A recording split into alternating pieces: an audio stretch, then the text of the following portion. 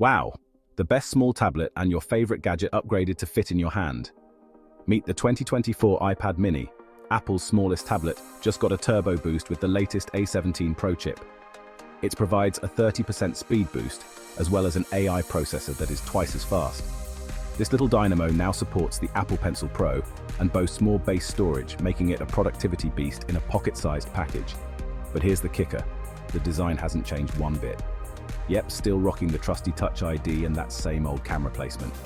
So, what's the big deal? Well, it's all about performance and potential. The new chip means it's ready for Apple Intelligence, Apple's soon-to-be-released AI feature.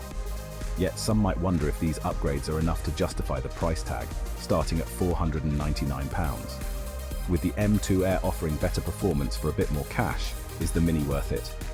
In the end, the 2024 iPad mini is a compact powerhouse, but whether it's just hype or a must-have depends on how much you value cutting-edge tech in a tiny package.